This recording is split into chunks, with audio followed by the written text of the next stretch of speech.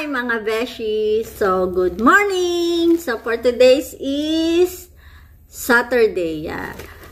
Pre-day na naman ni beshi. So, ayun, for today's video is, tawag nito, mag-unboxing tayo ng online order ko sa Shein. So, ayan mga beshi.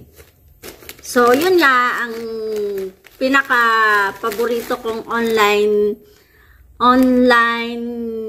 ano bang tawag dun? Basta yun yung kapag uma-order ako is Shein, tapos yun nga may bago ako yung isa, yung Temu. So, mag-unboxing tayo. Meron akong order na 6 pieces. Actually, meron pang isa pa uli. Ganda ng lipstick ni Beshi. so, ayun, yun nga, may dumating siya. Yung order kong una is, dumating siya ng dalawang shipping. Tama ba yung pagkaka-explain? Oo, kasi yung huling dumating kahapon is, tawag nito, matagal ko na siyang nailagay sa cart ko. Kumbaga, na-add to cart ko na siya. Medyo matagal na. So, nagdalawang hati siya. Nagdalawang shipping siya. Delivery, ganon. O, basta yon. Nag-explain. So, actually, nung nakaraang araw, 3 days before, nakapag-open na ako nung unang order ko na dumating. And then, ngayon, is i-unboxing ko lang yung, tawag nito, yung pangalawang dumating. So, ayun nga, nung dumating siya is, nai-open ko na siya, nai-unboxing ko na siya. Pero, nagkaroon ng problema yung video ko. Ibinideo ko siya, kaya lang. And then, hindi ko rin expect na yung,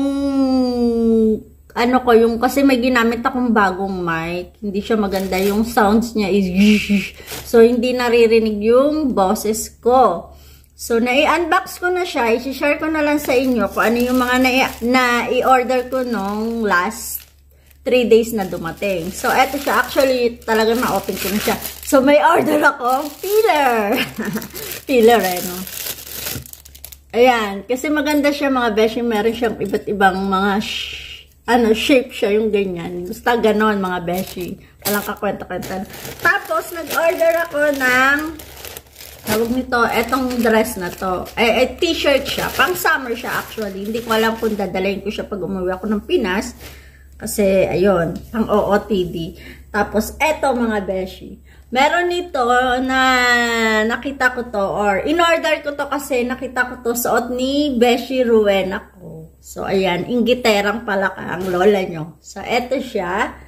So, itatry ko ilagay yung mga pictures niya rito kung ano to yung mga in-order ko. And then, nag-order ako ng long dress. Actually, eto napakaganda ng materials niya. For 200 plus something check rounds. It's really, yung material niya napakaganda. Eto siya, pang summer. Ang problema ko naman, ilalagay ko na lang uli yung pictures sa, ayan, maganda siya. Sobra, nagustuhan ko siya. And then, masyado lang siyang mahaba sa akin. Extra small na siya, pero very long siya hanggang dulo talaga ng paa ko. So, ang bala ko dito is dadalayin ko siya sa Pilipinas. Pag uwi ko, is papuputulan ko na lang. So, baka makita nyo itong suot ko to pagka nasa Philippines na ako. Napakaganda ng materials niya. Grabe. Grabe talaga. So, actually, meron akong i-share about this. Pero later na dahil alam nyo na, sabi ko nga, hindi lahat ng nangyayari sa buhay ko behind the camera is hindi ko talaga lahat pinakikikita. Pero may istorya yung white dress na yan. Hindi ko rin ina-expect, mga beshi. Tapos, eto naman yung dumating kahapon. Sa palagay ko, eto yung karugtong niyan, yung kasama niyan, pero separate siyang i-deliver. So, eto yung talagang i-unbox niya. May paparating pa ako, mga beshi. Meron pa akong in-order. So, eto na nga yun. So, eto naman is, rin siya, tops din siya. Kasi mahilig ako sa mga tops. Oh, maganda rin siya, mga beshi. Wow. And then, may pa backless siya sa, ano, hindi siya yung totaling backless, pero open siya. Ganyan siya, mga beshi. So, eto yan. Ilalagay ko na lang din yung, ano, pictures para mas ma-notice nyo kung yung design niya. Pero maganda siya. Ayan siya, mga beshi.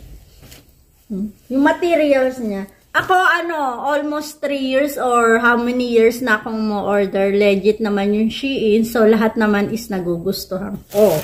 Tapos, eto, nag-order ako sa, ano siya, pambatang size. Pangalawang beses o pangatlong beses ko na yatang nag-order.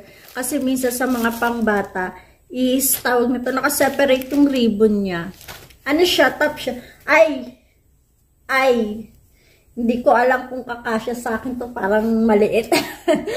Yung size. Ang kinuha ko na ng size is pang 11 to 12 years. Dapat pala, ang kinuha ko is pang 13 to 14 years old.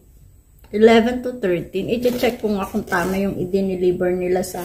Pero sa tingin ko, maliit sa akin or sakto lang sa akin.